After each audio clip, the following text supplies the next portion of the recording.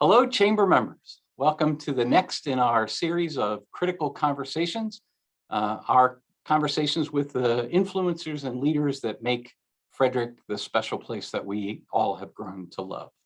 And our guest today is a lifelong Fredericktonian, a graduate of St. John's Catholic Prep, and then with a slight diversion off to Bonaventure to get his degree. A mass communicator, a very effective radio and TV news broadcaster, and an even more effective public servant for the city of Frederick. And that's our mayor, Mayor Michael O'Connor. Mayor, welcome to Critical Conversations. Thank you, Rick. I appreciate it very much. That's a nice intro, and I hear those things. I don't always recognize that in myself, but it's been a long, strange trip. So our connection goes back many years. So we've known one another for a long time in our own evolving various roles as community influencers here in the city of Frederick. And I've always said, in fact, I said this a lot during my time in Annapolis, but Frederick, unlike a lot of large cities or medium-sized cities, but certainly large cities in Maryland, is really a city of neighborhoods. All connected, but with different challenges and interests, but when knitted together makes this incredibly special place that we know and love. And to kind of kick off, you just won a pretty significant city election. Your election for a second term as our mayor is what I would refer to as a mandate from the electorate. Clearly, voters in the city of Frederick like the direction that Michael O'Connor is leading our city, and felt very comfortable with embarking on a second 4 years in that big, beautiful office on the second floor at 101 North Court Street. So can you talk about that a little bit? Because I know you understand the importance of the affirmation of the citizens of Frederick with the decisions you made in your first term. But it's really important as this city of neighborhoods continues to change and evolve as you move into your second term. So talk to us a little bit about, prevailing in that election and what you see in terms of the evolution of our great city. Again, thank you very much. The opportunity to serve the residents of this community has been one of the most rewarding and humbling experiences that anybody could have. And you as a former elected official know what I'm talking about when I say that. And to win one election is a remarkable responsibility that one undertakes. To win re-election and then to run for a different office and win, and then to win re-election. I want to believe that the mandate is the result of the work that you put in prior to election day, and that mandates are sort of interesting. It's an interesting concept because when you're elected to govern, whether you've been elected by one vote or by 20% of the vote or 40% of the vote, it shouldn't change how you approach the job that you do every day. So I try not to think about a margin of victory as what gives me the purpose for the work that I do every day, but it's to think about this community that I'm trying to serve and how can I come in every day and make Frederick a little bit better place than it was the day before. And to take that approach every day and to recognize that you're serving 78,000 people and 3,500 businesses. And those people, those businesses don't all agree on every issue. We're never going to get that kind of a consensus on what we need to do. And so it really has to be about community improvement. And I just feel lucky to have the opportunity to serve. I work with great staff at the city of Frederick. I'm fond of saying that the mayor is the title, but the job in many respects belongs to 700 employees that come in and work full and part-time and do direct service delivery to those 78,000 residents and 3,500 businesses every day. And trying to build that cohesive team to make the community the best place it can be is kind of the mandate that I try and operate under. That's, it's great. And it's, again, it's reflective of how folks voted, but I have to agree with you that the city's workforce is just incredible. It's, it's the great underappreciated factor that that makes us special, from the guys that are running the sanitation routes to the guys that are working utilities, permits and inspections, planning and zoning, top to bottom, great workforce. And it's a great segue. Yeah. Go ahead. Well, I would say, and I don't think people think about that very often. They think about government. Government sort of has this, it's this word that gets thrown around. And it's certainly, I don't think necessarily the same at the county, the state, or the federal level, but I can tell you at the local level, government is service delivery. That's what we do every day. We're in the direct service delivery business. And so the people that we hire to do that work come in every day to do things for our residents. It's policing our streets, it's picking up trash, it's processing permits and development review, it's processing payments and parking and street maintenance and public works and keeping the water pipes clean and taking the sewage away. I mean, it's people do those work. Those jobs don't get done by machines. They don't happen by magic. People do the work every day in the city of Frederick. That's great. And it's also the great segue to my next question. So having known you since your first election on the Board of Aldermen, I understand how seriously you take the city's commitment to reflecting the makeup of our community. And I know it's a foundational element of your administration and your service as mayor to address and acknowledge and celebrate the concept of diversity within our workforce, diversity in how public dollars are invested. What can we look forward to in the coming years, knowing what you've already done with the committee that's focused on procurement and purchasing, on your HR commitment to trying to reflect our community's diversity through hires? What can we look forward to in the years ahead? So I think they're difficult, long overdue, really important conversations about how all institutions, especially public institutions, really can be reflective of the communities they serve. And I think we have to be honest as a society that we have fallen short of the aspirations of our founders in that regard. But it's never too late to start. And that's kind of the commitment when I became mayor. It was certainly something I talked about, as you said, as a member of the Board of Aldermen, that we have an obligation and a responsibility to do all we can to try and make sure that that service delivery that happens every day is by workers that do reflect that broader community. So we embarked on a D&I strategic plan very quickly after I was elected mayor in 2017.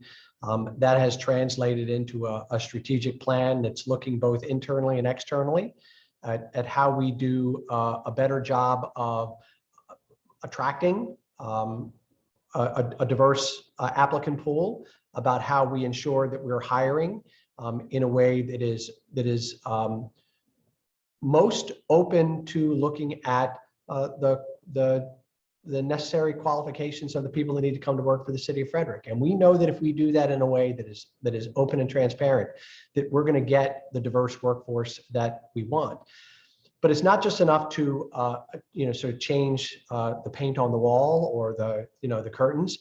We want to keep those for a long period of time as well. So the maintenance of our workforce then becomes really important as well. We have to make sure that we're providing opportunities and training and competitive salaries and benefits. Because as we all know, and certainly your members know this as well as anybody, over the last 2 years, the nature of work has changed a lot. And as a result of that, the city has to change how we look at our workforce and the work that we do every day as well. And we have to be competitive in that environment also. So as you've said, it's our practices in hiring and what we do to make sure that anyone that walks in the front door, whatever background they may be coming out of, to serve the residents of the city of Frederick, that they're welcomed, they're affirmed, they're appreciated, and they can sustain that job with us for as long as they want to have it and we want to have them. And there's not a magic to that, but it's a commitment to processes and programs and keeping open conversations with our employees at the forefront of how we do our work every day. You've also mentioned, it's in how we spend our money.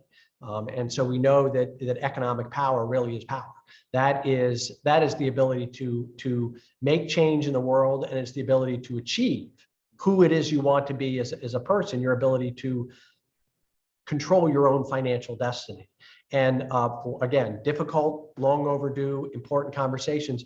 For too long, too many segments of our society were cut off from those opportunities to build that generational wealth. And so we have a responsibility and an obligation as a city to look at how we spend our money and to make those investments in small businesses, minority-owned businesses, women-owned businesses, businesses that have traditionally been left on the outside looking in. And I think if we do that, because here's what we know about those 3,500 businesses that I've referenced previously, the overwhelming majority of those in the city of Frederick are small businesses. They're not 100 and 200 person operations. They're 10 and 20 person operations. It's the backbone of our economy. And if we're not doing everything we can do in local government to try and support and uplift those small businesses, we're going to lose something that's really critical, because they are the sustainers. We love our big employers. Our big employers help us in ways that small employers can't, but our small employers by volume are where the strength of our local economy gets built every day, because they're the service providers and they're the points of connection between those large businesses. They're not just a vendor for us, they're a vendor for the private sector as well. And anything that we can do that can build that landscape to be stronger, more cohesive, more diverse, I think it's in the best interest of our community, quite honestly. It makes good business sense, both for the city and for the business community, that this is something that we're interested in and that the business community would be interested in. So to affirm everything you've just said, anybody who listens to this conversation when we post it up that has questions about how we prove the things you said aren't just inherently true, but are empirically demonstrable, I will provide them a copy of the 2018 Kellogg Foundation out of Battle Creek, Michigan study called The Business Case for Racial Equity. It's about a 48-page report that uses statistics from cities, mostly larger than Frederick, but one or two that are smaller than Frederick, that had a commitment, the same commitment that you've made, you and the Board of Aldermen have made, that shows how those small entrepreneurs, medium-sized businesses, and the largest Fortune 20 companies have benefited by operating within a community that takes this concept seriously. And the numbers are irrefutable, Mayor. It perfectly backs up every statement you just made. And I think we know sort of intuitively that if we're not building that opportunity for every segment of our society, every economic, demographic, social, cultural background that we've got, we're gonna pay for it in some other way. In some other way we're gonna still spend money on, but we're not gonna be spending money in a way that builds economic opportunity for people. Right. We're going to be doing it in how we provide direct services to people who are falling below the threshold of what it takes to survive. People who need the additional training and education to get that good job.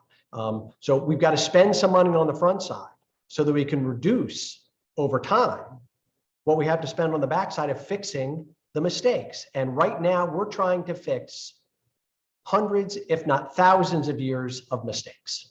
Yeah, no, it's a great point. Most of the folks that will watch us, including your constituents, both citizens, residents, as well as business owners, may not be aware of the important state leadership role you play on the Maryland Municipal League Legislative Committee.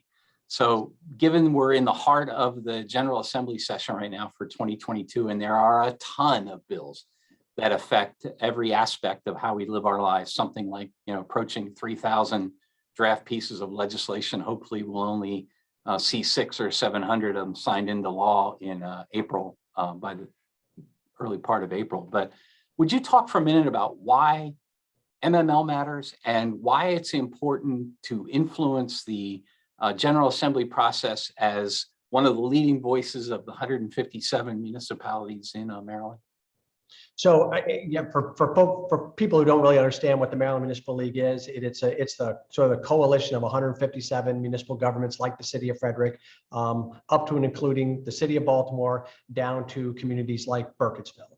And these are the incorporated municipalities in Maryland, and we all support an association that works on behalf of our member organizations. And one of the most important jobs that organization does on an annual basis is review legislative action in Annapolis to try and determine impact on local governments, to take priority legislation and move it forward in Annapolis, we hope, with great advocates that work for the Maryland Municipal League, but with support of elected officials from across the state who will go to Annapolis, who will testify on bills, who will write testimony, submit it to the various committees. And the legislative committee is the body that makes those recommendations on what the league should support, what the league should oppose, which sometimes is as important. I want to believe that nearly every piece of legislation is put in with a good intention. But just because it starts with a good intention doesn't mean it's going to have a good outcome. And there are people who are putting in bills that are intended to solve some problems, but from a municipal perspective, we believe they're going to create larger ones for us at the local level. And so it's important for us to support what we think is good for municipal government and to oppose the things that we think are not good for municipal government. And on an annual basis, I think it is some of the most important work that I can do outside of what I do every day in my office for the City of Frederick, because the power that these 157 municipal governments have when we speak with one voice is substantial in advocating for things that are important to us. I could get into the details of specific legislation that we've supported or opposed over the years, but I'll tell you the most important thing that we've had to take a look at over the last decade has been highway user revenue. And that doesn't seem like a particularly sexy topic to anybody who doesn't know what that is.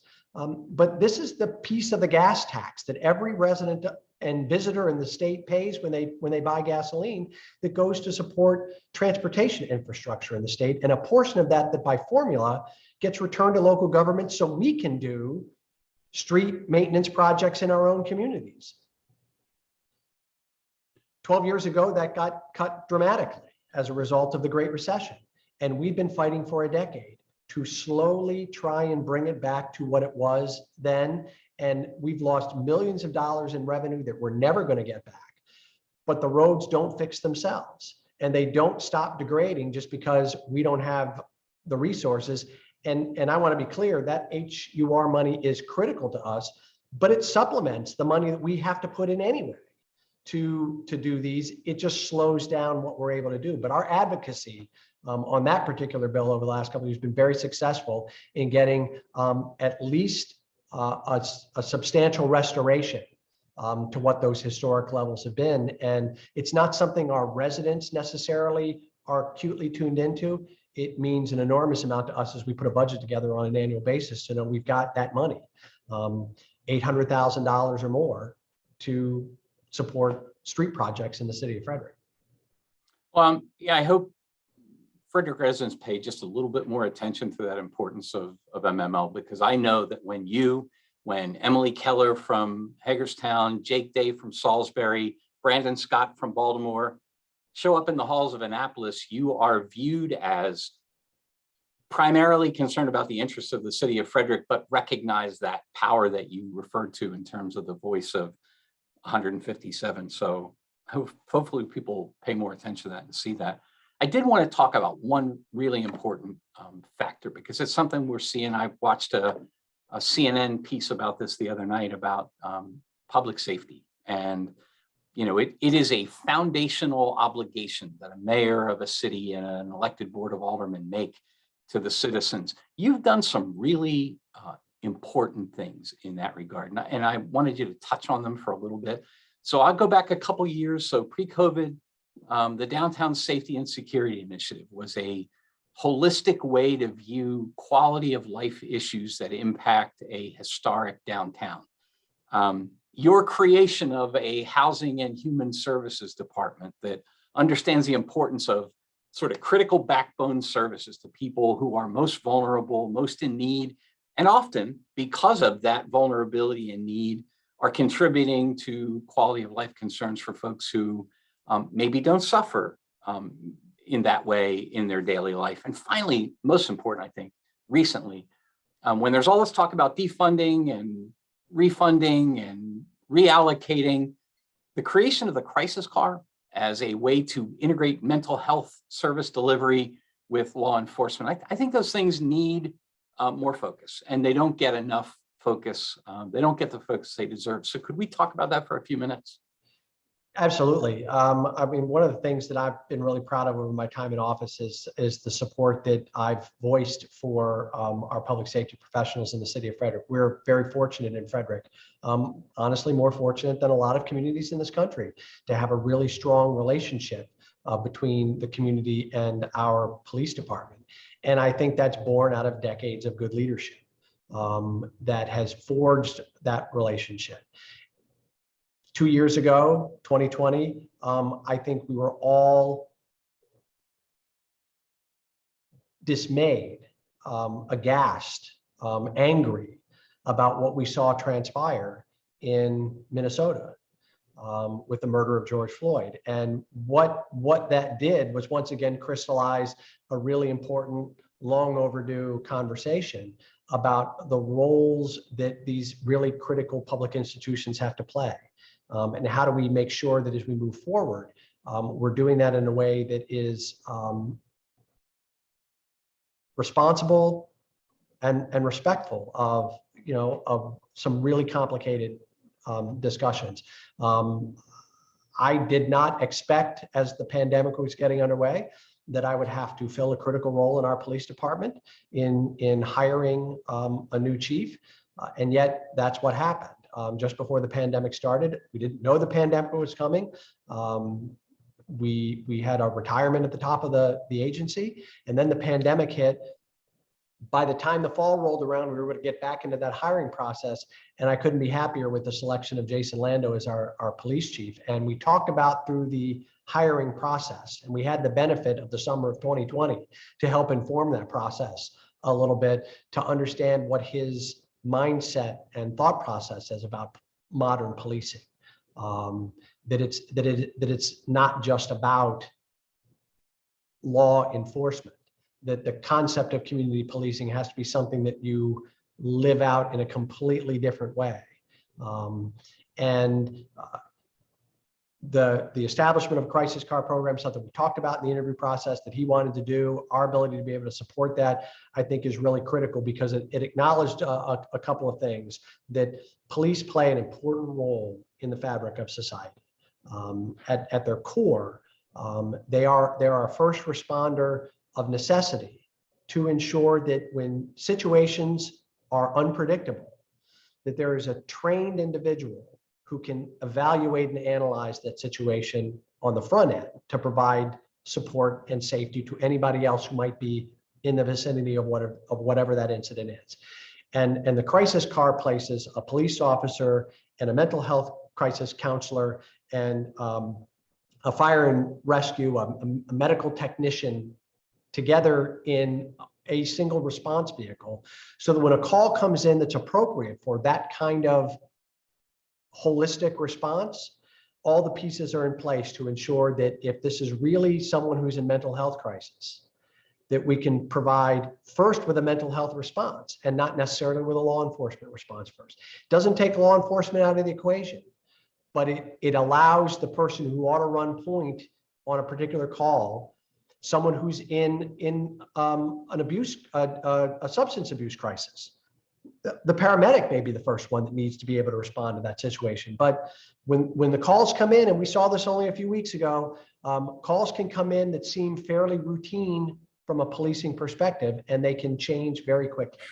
And so I'm really excited about the opportunities that being able to create this mobile crisis response, and coupled with that, We have also entered into a law enforcement assisted diversion program with the health department and the state's attorney and the public defender's office and parole and probation to take some low level, what would typically be deemed low level criminal offenses, and hopefully divert those individuals from the criminal justice system and get them into a mental health or substance abuse counseling system.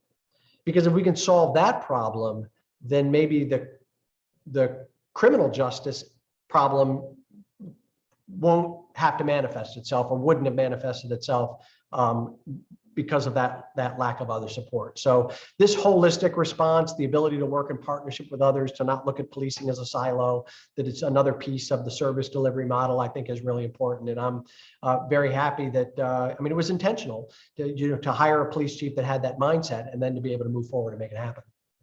Well, and I think it bodes well for the future of the city of Frederick, that because these are